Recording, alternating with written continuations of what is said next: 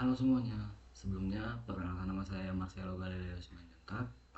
Di sini saya akan menjelaskan materi tentang logika matematika.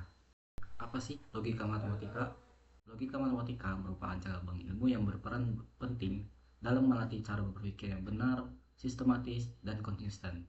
Melalui logika matematika, seseorang dapat membedakan pernyataan yang benar dan salah, memahami hubungan antar pernyataan, serta menyusun argumen yang valid.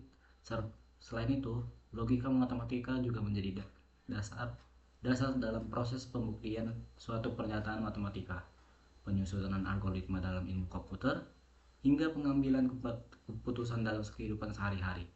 Ada pula materi tentang argumen.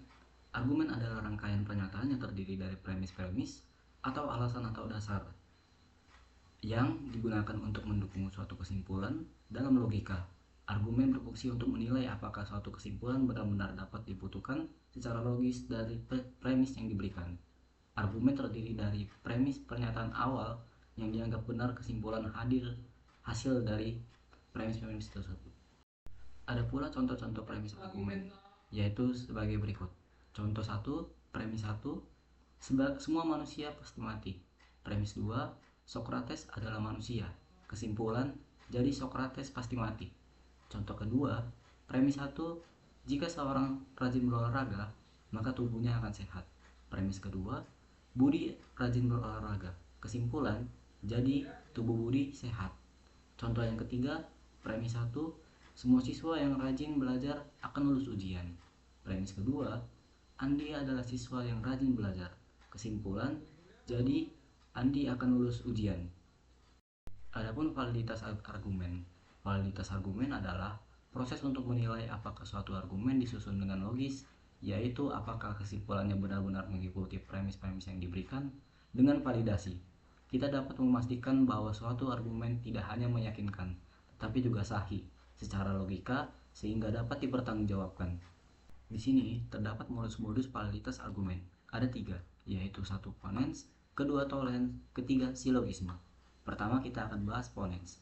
Pertama, ponens struktur umumnya yaitu premis 1, jika A maka B. Premis kedua, A terjadi, kesimpulannya maka B terjadi. Dan yang kedua adalah tolens. Struktur umumnya premis 1, jika A maka B. Premis 2, B tidak terjadi, kesimpulannya maka A tidak terjadi. Untuk yang ketiga ada silogisme. Struktur umumnya premis 1, semua A adalah B. Premis kedua, C adalah A. Kesimpulannya maka C adalah B.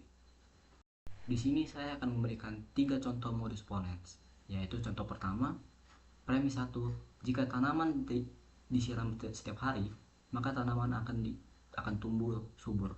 Premis kedua, bunga mawar disiram setiap hari, kesimpulannya bunga mawar tumbuh subur. Contoh kedua, premis 1, jika seorang menabung setiap rutin, maka ia akan memiliki simpanan.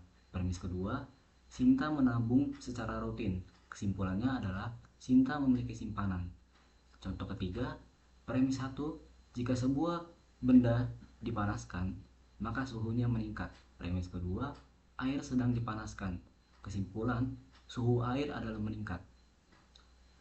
Contoh modus ponens ini adalah di mana premis-premisnya keduanya benar, sehingga kesimpulan yang diambil juga benar. Dan juga di sini saya memiliki 3 contoh modus tolens. Yang pertama, contoh 1, premis 1, jika makanan basi maka berbau tidak enak. Premis kedua, makanan tidak berbau tidak enak, kesimpulan makanan adalah tidak basi. Contoh kedua, premis 1, jika angka habis dibagi 2 maka angka itu genap. Premis kedua, 17 bukan bilangan genap, kesimpulannya 17 tidak habis dibagi 2. Contoh ketiga, premis 1, jika mobil diisi bensin maka mobil bisa jalan. Premis kedua, mobil tidak bisa jalan, kesimpulannya mobil tidak diisi bensin.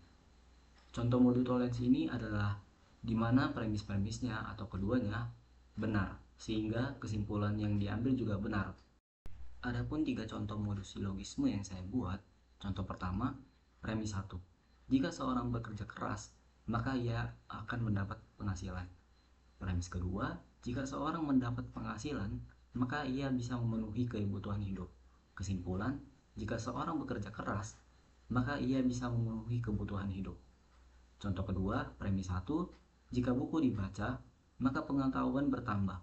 Premis kedua, jika pengetahuan bertambah, maka wawasan menjadi luas. Kesimpulan, jika buku dibaca, maka wawasan menjadi lebih luas. Contoh ketiga, premis 1. Jika seseorang hemat, maka ia bisa menabung. Premis kedua, jika ia bisa menabung, maka ia dapat membeli sesuatu yang diinginkan. Kesimpulannya, jika seseorang hemat, maka ia dapat membeli sesuatu yang diinginkan. Contoh modus silogisme ini di mana premis-premisnya benar, sehingga kesimpulan yang diambil juga benar. Sampai sini saja materi yang bisa saya jelaskan tentang logika matematika. Apabila terjadi kesalahan kata yang saya sampaikan, mohon dimaafkan. Terima kasih, sampai jumpa kembali.